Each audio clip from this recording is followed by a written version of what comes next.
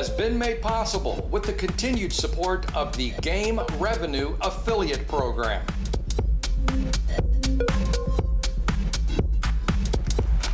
Hello, my friends, and thanks so much for joining me on another edition of APCW Perspectives. The wind is joining us today, so I apologize for any interference that causes. The sun is coming in and out from behind the clouds. We'll see how that messes with my shots in post-production. But this week, I have a very special news story to share with you that isn't even related to gambling.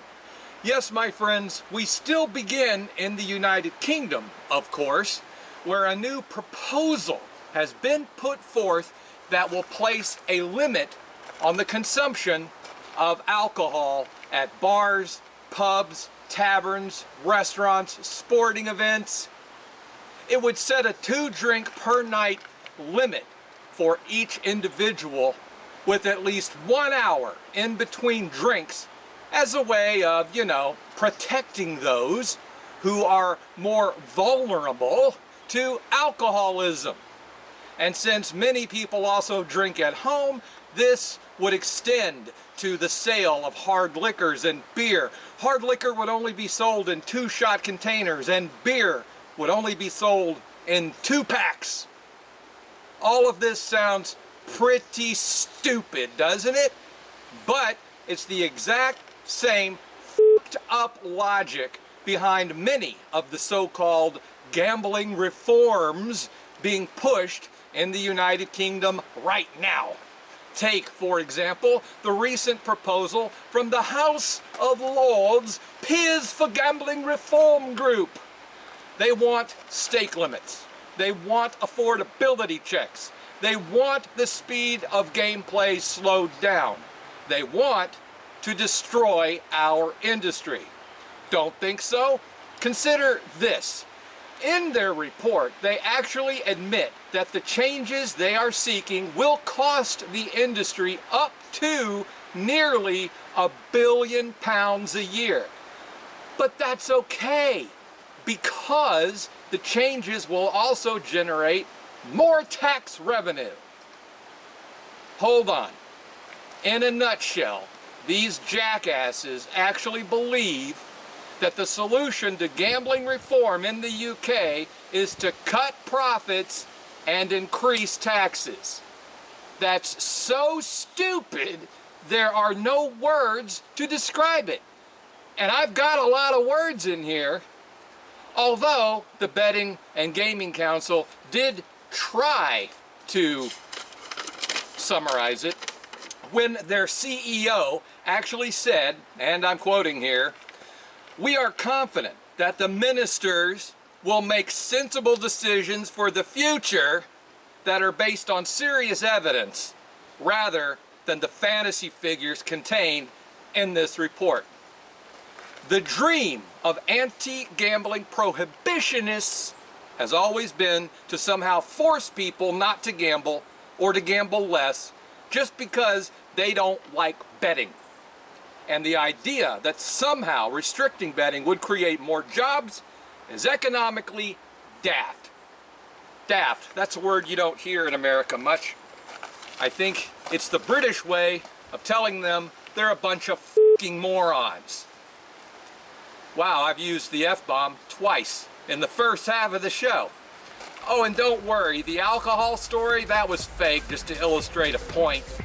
Even though alcohol is over 5 times more addictive than gambling, even though people die as a direct result of alcohol consumption, I'm just illustrating a point.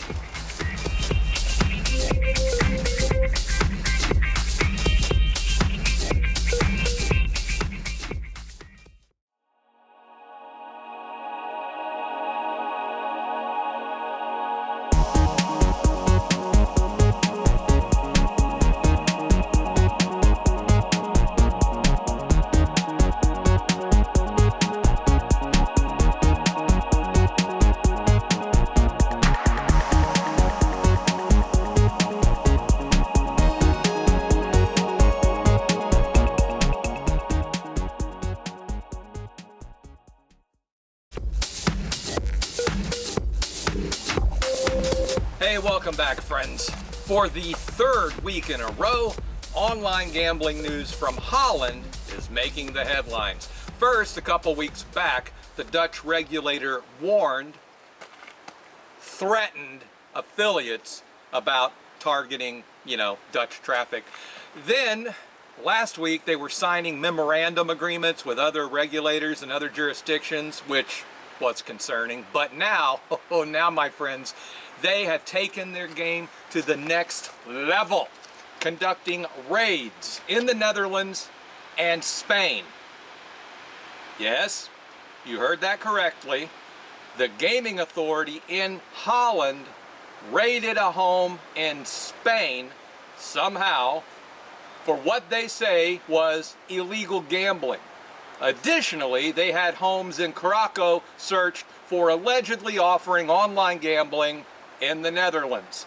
They seized cars, they seized jewelry, they seized cash. Then they fined the company behind the activity, Raging Rhino, 440,000 euro. All in all, a pretty profitable day for the Dutch gambling regulator, who, by the way, have yet to regulate a single damn online gambling site. And while your head swims from the ass-backward logic of the British gambling reform and the Netherlands Gambling Authority raiding homes in other countries, there was Lithuania and Sweden dicking around. The Lithuanians have now banned gambling advertisements in several mediums, such as promotions, special events, discounts, incentives, and gifts. Gifts? Gifts. I don't know, I'm just reading the news. The ban begins July 1st and includes both land-based and online gambling. And not to be left out of this shitstorm, the Swedes have decided to extend their deposit limits all the way to mid-November. Just to protect people from themselves and because the deposit limits are so popular with players. In truth, I don't know why we should be surprised by all this. After all, George Orwell predicted this would happen in his book 2024. Give or take 40 years.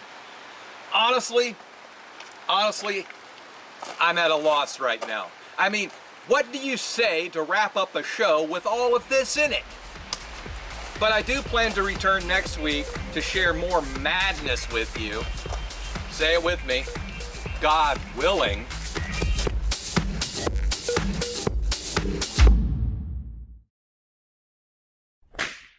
Now think about this.